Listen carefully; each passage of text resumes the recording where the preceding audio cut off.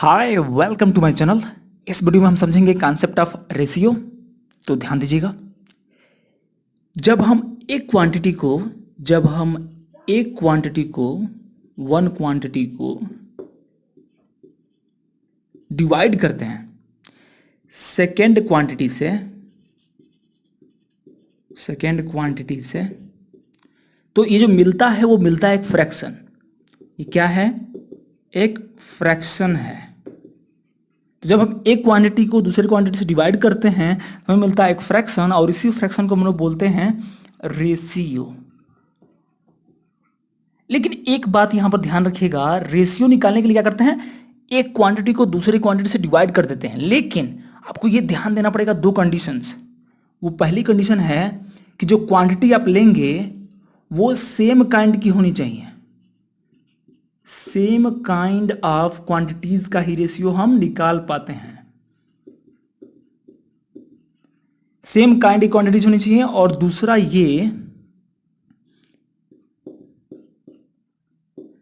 दूसरा ये होना चाहिए कि सेम यूनिट होना चाहिए क्वांटिटीज का। सेम यूनिट, ठीक है, क्वांटिटीज का सेम यूनिट होना चाहिए और सेम काइंड के होनी चाहिए क्वांटिटीज। तो यहां पे कहने का मतलब क्या है, जैसे कि आप रेशियो निकालते हैं तो कैसे निकालेंगे, जैसे मैं आपको एग्जांपल देता हूं। जैसे कि हमारे पास है A बराबर 2 kg और B बराबर है 3 kg। तो यहां पर एक बात ध्यान दीजिएगा, 2 kg और 3 kg दोनों जो हैं सेम काइंड के क्वांटिटीज हैं। मतलब दोनों के दोनों जो हैं मास क्वांटिटीज हैं। दोनों क्या है, मास है। तो मास दोनों होना चाहिए, मतलब दोनों जो है सेम यूनिट में होना चाहिए, सेम काइंड में होना चाहिए और सेम यूनिट में होना चाहिए। देखिए केजी दोनों है, तब हम यहां पर रेशियो निकाल पाएंगे। मतलब A बाई B हम जब डिवाइड करेंगे A में B से तो हमारा निकल जाएगा रेशियो। देखिए ध्यान से कैसे निकालते हैं। 2 kg में यदि हम डिवाइड करेंगे 3 kg से, देखिए केजी कैंसिल आउट हो जाएगा क्योंकि सेम यूनिट हो जाएगा ऊपर नीचे, और हमें केवल मिलेगा एक फ्रैक्शन। और ये जो फ्रैक्शन है इसी को बोलते हैं रेशियो। तो A और B का जो रेशियो क्या हो जाएगा, 2:3। इसी बात को हम लिख देते हैं रेशियो के फॉर्म में इस तरीके से, 2:3। तो इसमें और इसमें कोई फर्क नहीं है, एकदम सेम आप समझिएगा। ओके, तो हमने एक एग्जाम्पल दिया मास का यहां पर कि 2:3 हमने निकाल लिया है। अब एक देता हूं मैं, देखिए जैसे लेंथ में रहेगा, मान लीजिए A बराबर मान लीजिए दिया हुआ है आपका 6 मीटर, ठीक है। A बराबर दे दिया है 6 मीटर और B बराबर दे दिया है 9 सेंटीमीटर। अब देखिए यहां पर पहला कंडीशन क्या है, क्या होना चाहिए दो क्वांटिटीज में, A और B में आप रेशियो तभी निकाल पाएंगे जब दोनों जो है सेम काइंड ऑफ क्वांटिटीज हों। देखिए दोनों सेम काइंड की क्वांटिटीज हैं कि नहीं है, एक मीटर है एक सेंटीमीटर है, मतलब दोनों के दोनों क्या है, लेंथ के क्वांटिटीज हैं या डिस्टेंस के क्वांटिटीज हैं। लेंथ बोलिए या डिस्टेंस बोलिए, ओके। अब इनका हम रेशियो इसका मतलब निकाल पाएंगे। लेकिन दूसरा वाला कंडीशन यहां पे फॉलो होगा, सेम यूनिट भी होना चाहिए। तो यहां पे यूनिट डिफरेंट है, एक मीटर में है तो दूसरा सेंटीमीटर में है। तो हम क्या करेंगे, मीटर को सेंटीमीटर बदल लेंगे या फिर सेंटीमीटर को मीटर बदल लेंगे। दोनों को सेम यूनिट में करने के बाद ही हम रेशियो निकालेंगे, और यही रूल होता है रेशियो निकालने का।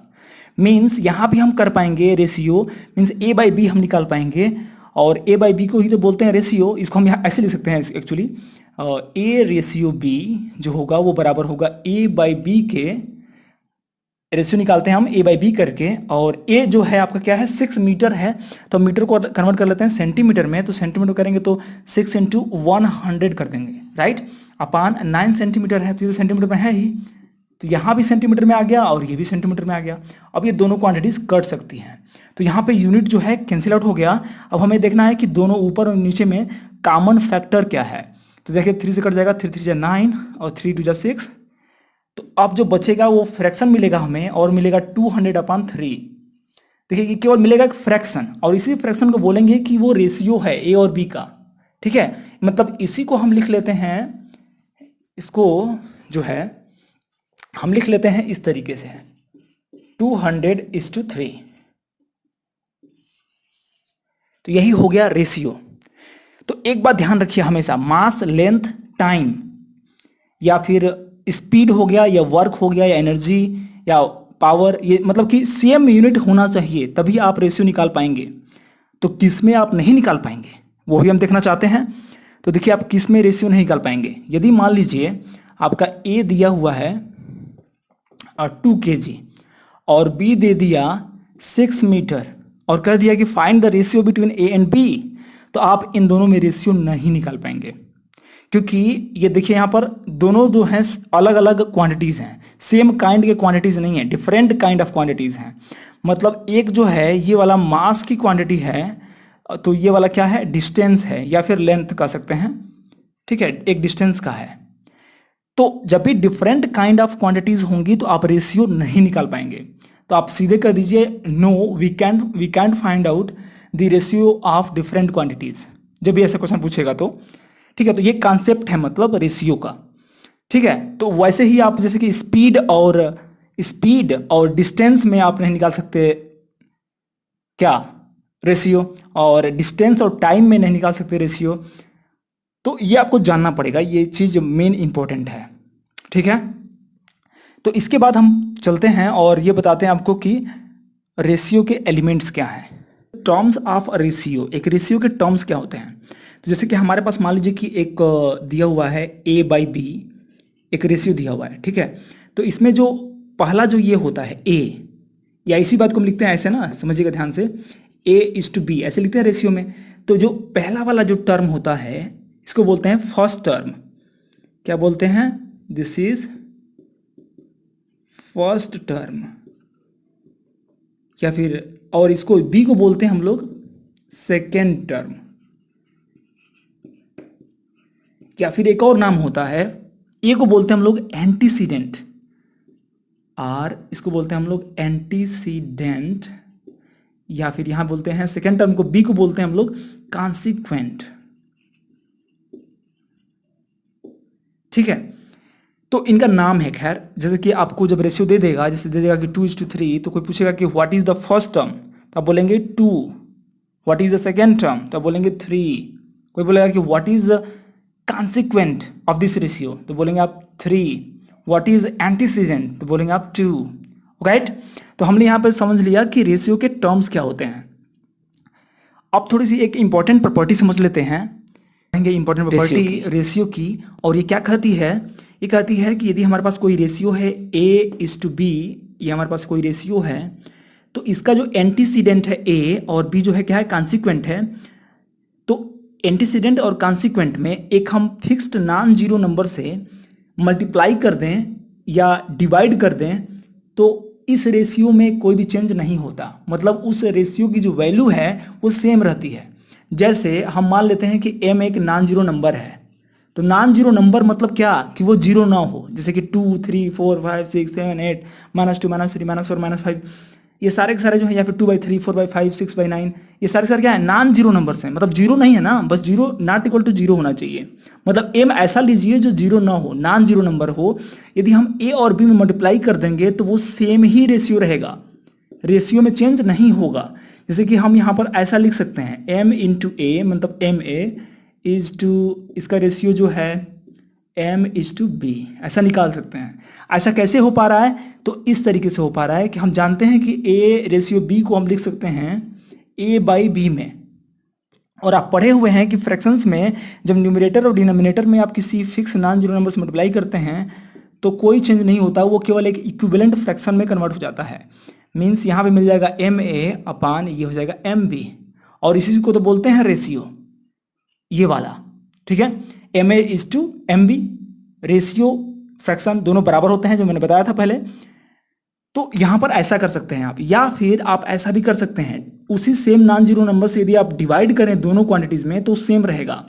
मतलब A में यदि आप डिवाइड कर दें M से, तो उसका जो रेशियो निकलेगा B के साथ, B/M के साथ, वो दोनों भी सेम रहेगा। मतलब उसी सेम नॉन जीरो नंबर से डिवाइड भी करना पड़ेगा, एंटीसीडेंट और कॉन्सिक्वेंट दोनों में, तब ये जो रेशियो मिलेगा वो दोनों इक्वल होगा, ये दोनों इक्वल होगा इसके। तो ये भी आप समझ जाएंगे यदि आप इस तरीके से सॉल्व करेंगे तो, राइट। तो ये काफी इंपॉर्टेंट प्रॉपर्टी है, क्यों, क्योंकि हम बहुत जगह इस्तेमाल करते हैं इसको। जैसे कि मान लीजिए दिया रहेगा 6, इसे ऐसे दिया रहेगा, मान लीजिए 2:3/2, ऐसा दिया रहेगा। तो हम क्या करेंगे, देखिए यहाँ पे ये 2:3/2 दिया हुआ है, तो इसको हम सॉल्व करना चाहेंगे, है कि नहीं। ये 3/2 क्या है, तो हम क्या करेंगे कि ये देखिए इसमें यदि हम 2 से मल्टीप्लाई कर दें इसमें, तो ये 2 कैंसिल आउट हो जाएगा, तो हम इसको हटाना चाहते हैं। तो इसके लिए हम क्या करेंगे कि दोनों में मल्टीप्लाई करना पड़ेगा 2 से, क्योंकि हमें इस रेशियो को अनचेंज रखना है। तो इसी प्रॉपर्टी का यूज करके हम क्या करेंगे कि एंटीसीडेंट में भी 2 से मल्टीप्लाई करेंगे और कॉन्सिक्वेंट में भी 2 से मल्टीप्लाई करेंगे। तो यदि हम एंटीसीडेंट में 2 से मल्टीप्लाई करते हैं तो 2 × 2 होगा रेशियो, 3/2 में भी मल्टीप्लाई करेंगे 2 से, तब इसमें कोई चेंज नहीं है, इतना बराबर इतना होगा। और ये एक्चुअली कन्वर्ट हो जाएगा, अब 2 जब 4 हो जाएगा ये, और रेशियो यहाँ पे देखिए 2 कट जाएगा और 3 बचेगा, मीन्स 4:3 हो गया। मतलब इसको हमने कन्वर्ट कर लिया इतना में। तो इसीलिए ये जो प्रॉपर्टी है काफ़ी यूजफुल होती है जब हम सॉल्व करते हैं क्वेश्चंस इस तरह के फ्रैक्शंस में, जब दिया रहता है तो सॉल्व करते हैं तो, ठीक है। तो इसको और अच्छे समझेंगे जब क्वेश्चन सॉल्व करेंगे तो। ओके, सारे मैंने क्वेश्चन सॉल्व किए हैं क्लास 7 के रेशियोज के, और क्लास 8 के भी करूंगा, वो भी देख लीजिएगा यदि आप क्लास 8 में जाएंगे तो एक और बात हम समझते हैं यहाँ पर कि जो रेशियो है उसका हम यूज करते हैं as a mathematical tool comparison करने के लिए दो क्वांटिटीज के बीच में। मतलब जब भी हम रेशियो निकालेंगे A/B, तो हम A और B में एक ऐसा रिलेशन निकालते हैं जिससे पता चल जाता है कि A बड़ा है या B बड़ा है, ठीक है। जैसे मान लीजिए कि हम बोलेंगे 2 मीटर और 3 मीटर में, मान लीजिए कि रेशियो दिया हुआ है 2 मीटर और 3 मीटर में रेशियो दिया हुआ है 2:3, तो आप पता नहीं कर पाएंगे कि ये 3 मीटर बड़ा है कि नहीं। रेशियो से डायरेक्टली लग जा रहा है कि 3 जो है क्या है, बड़ा है 2 से। तो एक तरह से हम रेशियो को कंपैरिजन टूल की तरह भी यूज करते हैं, ठीक है। तो ये इनसाइट्स रहा रेशियो का, और इसके बाद जो भी और भी कंसेप्ट रहेंगे वो मैं बताऊंगा आपको। तो एक बात और समझना है, रेशियो इन सिंपलेस्ट फॉर्म। तो देखिए जब रेशियो दिया रहेगा तो उसका सिंपलेस्ट फॉर्म जरूरी नहीं है कि दिया हो, जैसे कि हम इसको अलग से पढ़ लेते हैं।